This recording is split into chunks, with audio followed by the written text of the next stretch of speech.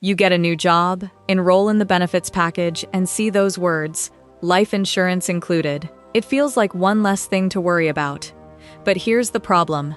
Having life insurance through your employer does not automatically mean you have enough life insurance. In fact, the coverage you get at work may be far smaller than what your family would actually need if your paycheck suddenly disappeared. Before we start the video, hit the like button and subscribe to the channel.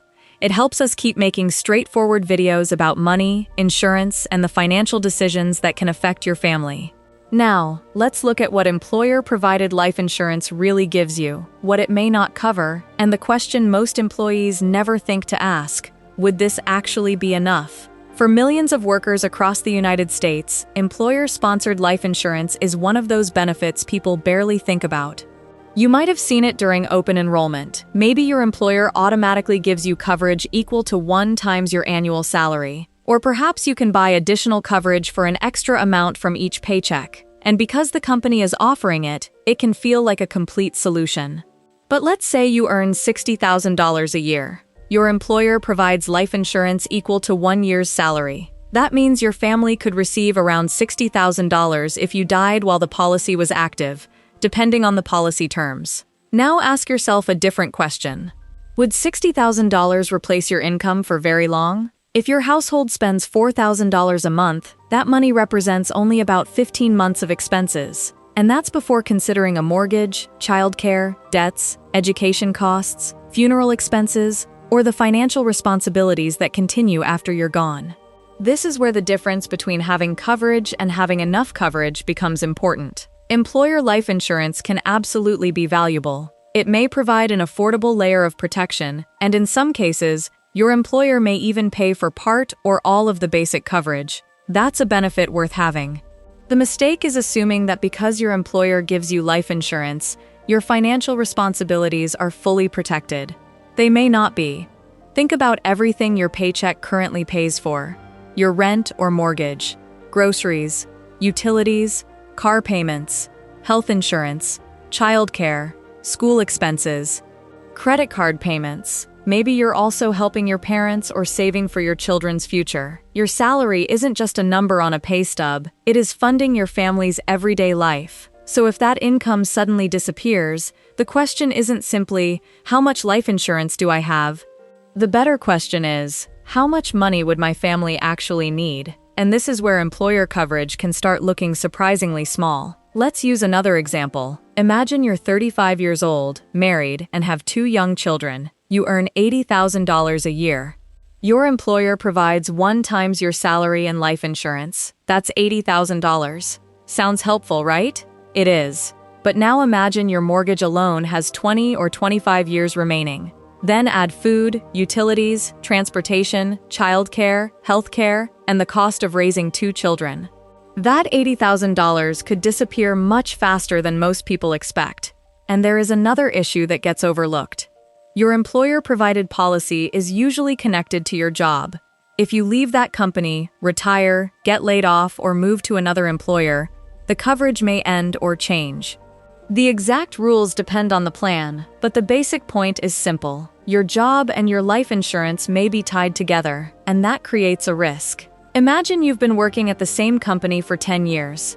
You've built your career, bought a house, started a family, and relied on the life insurance benefit the whole time. Then one day, you change jobs. Your new employer has different benefits. Maybe the new company offers less coverage. Maybe there's a waiting period. Maybe the coverage costs more. Or maybe you decide not to enroll because you're trying to keep your paycheck higher. Suddenly, the protection you assumed you had isn't the same anymore. This is why employer life insurance should usually be viewed as one piece of your financial protection, not automatically the entire plan. And there's something else people often miss. As your income and responsibilities increase, the amount of coverage you need can increase too. A person earning $40,000 with no children and very little debt may have a completely different insurance need from someone earning $120,000 with 3 children, a large mortgage, and several years of college expenses ahead. Your employer doesn't necessarily adjust your coverage based on your family's personal financial situation. The benefit might simply be tied to a salary multiple. 1 times your salary, 2 times your salary, maybe 3 times. But your family's actual financial needs don't fit neatly into those numbers. That's why you need to look beyond the benefits summary. Start by finding out exactly how much coverage your employer provides. Then ask what happens if you leave the company. Does the policy end immediately? Can you take it with you? Can you convert it to an individual policy? What would that coverage cost?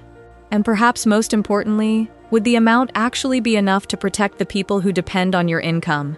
Because there's a big difference between having a life insurance benefit and having a life insurance plan. And that difference becomes even more important when you start calculating what your family could actually need after you're gone. That calculation is where things get interesting, because the answer isn't simply your annual salary multiplied by a random number. You have to look at the mortgage, debts, future expenses, savings, existing insurance, and how long your family might need your income replaced.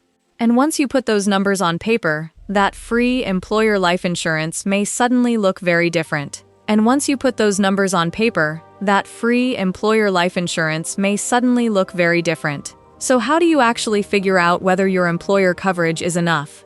Start with the biggest financial obligations your family would face if you were no longer there. For many American families, the mortgage is one of the largest. Let's say you owe $300,000 on your home. Then, maybe you have $20,000 in student loans, $15,000 in car loans and credit cards, and several $1,000s in funeral and final expenses. You're already looking at hundreds of thousands of dollars of potential financial obligations. And we haven't even talked about replacing your income. Now imagine you earn $75,000 a year. If your family needed to replace even 5 years of that income, that's another $375,000 before considering taxes, inflation, investment returns, or future salary increases. Suddenly, a $75,000 employer policy doesn't look nearly as large as it did on the benefits enrollment screen. This doesn't mean everyone needs a massive life insurance policy. That's another mistake people make. The goal isn't to buy the biggest number an insurance agent can put in front of you. The goal is to estimate the financial gap your family would actually face. And that number can be very different from person to person. Someone who is single, has no children, has substantial savings, and has very little debt may need far less coverage than a parent supporting a family of 4. Your existing assets matter too. If you already have significant savings, investments, retirement accounts, or other life insurance, those resources may reduce the amount of additional coverage you need. The key is to look at the whole picture. And there's another reason not to rely entirely on workplace coverage. Your insurance needs don't disappear when your employment changes. Jobs change, companies restructure, people get laid off, people retire, people start businesses, people move to another employer. Your financial responsibilities, however, can continue regardless of where your paycheck comes from. That's why some people choose to have an individual life insurance policy in addition to employer coverage. An individual policy can potentially stay with you even if you change jobs, depending on the policy and its terms. That can give you a layer of protection that isn't directly connected to your employer. But there is an important detail here. Don't assume that buying individual insurance automatically makes your employer coverage unnecessary. Employer coverage can still be useful. If your company is paying for part of the premium, walking away from that benefit without understanding what you're giving up doesn't make much sense. Instead, think of the workplace policy as one layer. Then determine whether you need another layer outside of work. There's also a timing issue that people tend to ignore. Life insurance can become more expensive as you get older. Your health can change too. Maybe today you're healthy and insurable at a reasonable rate. 10 years from now, your situation could be completely different. That doesn't mean you should panic and buy a policy you don't need. It means you shouldn't assume you'll always have the same options you have today. And remember, different types of life insurance work differently. Term life insurance is designed to provide coverage for a specific period, such as 10, 20, or 30 years. Permanent policies can provide longer-term coverage and may include features such as cash value, depending on the policy. The right type depends on your financial situation, goals, budget, and the people who depend on you. But before choosing anything, read the details. Don't just look at the headline number. Look at the coverage amount. Look at the premium. Look at exclusions and limitations. Look at what happens when you leave your employer. and understand whether any supplemental coverage you purchase through work is portable or convertible. Those words matter. Portable generally refers to whether you can continue the coverage after leaving the employer, often by paying the premiums yourself. Convertible can refer to whether you can convert a group policy to another type of individual policy under specified conditions. But don't assume those features exist. Check your actual plan documents. And if the language is confusing, ask the benefits department or a licensed insurance professional to explain it. There's one more thing worth thinking about. Your employer's life insurance benefit is designed around employment. Your financial plan should be designed around your life. Those are not always the same thing. Maybe your salary doubles over the next 10 years. Maybe you buy a larger home. Maybe you have another child. Maybe your spouse stops working to care for the kids. Maybe you take on additional debt. Your insurance needs can change as your life changes. That's why checking your coverage once during open enrollment and forgetting about it for 10 years isn't a great strategy. Review it when major financial events happen. Marriage, divorce, birth of a child, buying a home, taking on major debt, starting a business, a significant change in income, or losing an existing insurance policy. These events can completely change the financial picture. So let's bring everything together. Employer-provided life insurance can be valuable. If your company gives you coverage at no additional cost, that's something worth taking seriously. But don't confuse free with sufficient. If you earn $60,000 and receive $60,000 of life insurance, you technically have coverage. But your family may need far more than 1 year's income. The same is true if your employer provides 2 or 3 times your salary. Those numbers might be helpful, but they don't automatically tell you whether your family is protected. The better approach is to calculate the potential financial gap. How much debt would remain? How much would your family need for housing? How much income would need to be replaced?